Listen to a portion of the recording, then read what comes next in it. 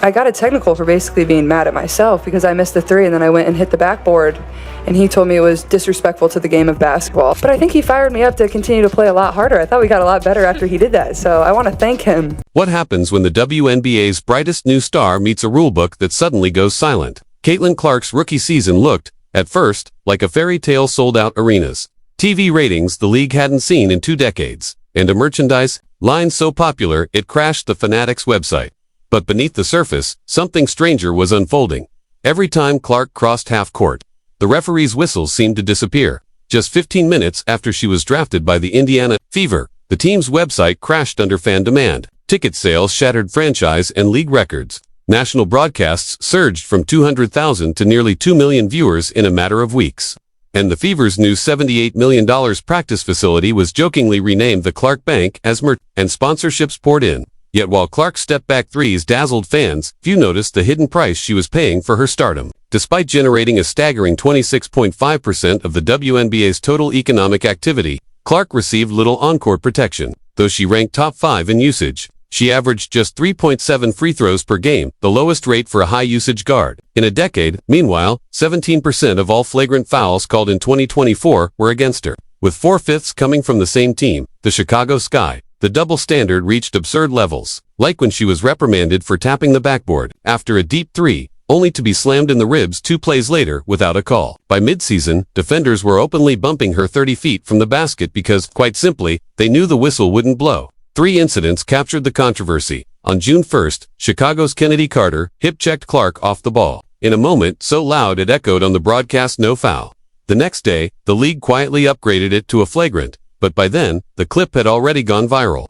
In Clark's first playoff game, Carrington caught her eye with a fingernail swipe. Call, no review, just a swollen face circulated across social media. Then, on June 13th, in Seattle, Clark was called for an offensive foul after what replays showed was barely any contact, leaving announcers asking, "Where's the foul?" These weren't just missed calls, they were a pattern. While fans voiced their outrage, the real answer seemed to lie behind closed doors, in quiet meetings, far from the court. More than isolated incidents, these calls or lack thereof suggested a league struggling to handle its biggest star and the pressure that came with her. As rule changes approach for the 2025 season, the only question left is whether they're arriving just in time or far too late. Caitlin got called for a technical for hitting the back of the backboard, but somebody viciously clotheslined her. We're not getting a call for that. So why didn't anyone in stripes step in to protect Caitlin Clark? The answer starts before refs even take the court with salary math.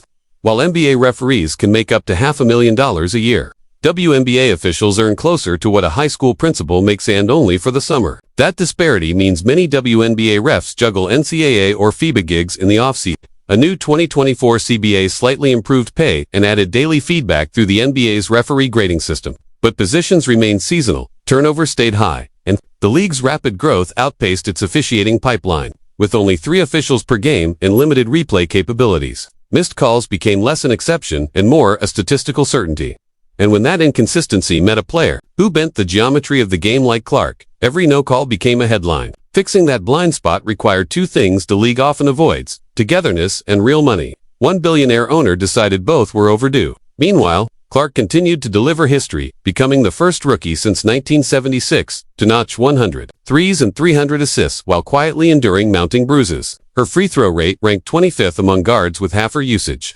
Legends like Michael Jordan publicly demanded protection for her. Steph Curry likened her shooting profile to the next frontier. But when Team USA announced its Olympic roster for Paris, Clark's name was missing, not officially due to talent, but out of fear she'd overshadow veterans and spark media chaos. The backlash was swift. Stephen A. Smith, Antonio Brown, and half of NBA Twitter torched the decision. Jordan called it short-sighted, Curry called it a marketing misstep, and Barkley bluntly demanded accountability. While Clark booked a time, her absence only intensified the spotlight. At the usually quiet LPGA Pelican Pro-Am, Clark's participation triggered drone cams, live coverage, and triple the ticket demand. Inside WNBA headquarters, alarm bells rang. Their superstar might soon make another league rich. Sponsors whispered about dual sport contracts and the nightmare scenario. Clark deciding golf's safety trumped basketball's risk. When her Fever visited Dallas in May, demand forced a venue shift from a 7,000-seat gym to the Mavericks' 20,000-seat arena. Commissioner Kathy Engelbert dubbed it the Caitlin effect, joking that her expansion pitch deck now wrote itself. Meanwhile, Las Vegas, a two-time WNBA champions, lashed preseason tickets to $19 and still couldn't fill seats. Began tracking the Clark Delta, showing a 430% swing in secondary market prices based solely on whether number 22 was in the building.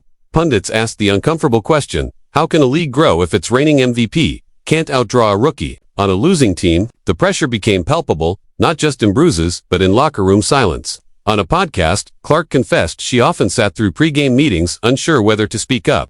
Some vets are amazing, she said, and some are competing for your job, so do you lead or wait? Her first month felt like trying to read a room while sprinting a marathon. Progress came in small moments, a veteran post player pulling her aside to explain how to turn a bump into a foul, and coaches dissecting missed calls late at night to teach her how to respond.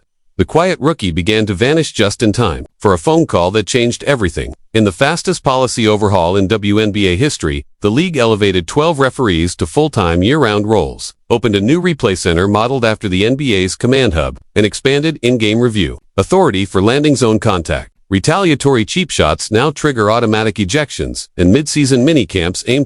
You have to be great as a ref. You have to be consistent. At Media Day, Clark joked, I convinced coach to cap me at 2 technicals this year. After that, lunch is on me. But behind the humor lies a serious question. Can a newly professionalized officiating system keep up with a player who constantly pushes the boundaries of what's possible? The WNBA is soaring. Clark is rewriting record books, and for the first time, the whistle might finally be catching up if the new standards hold.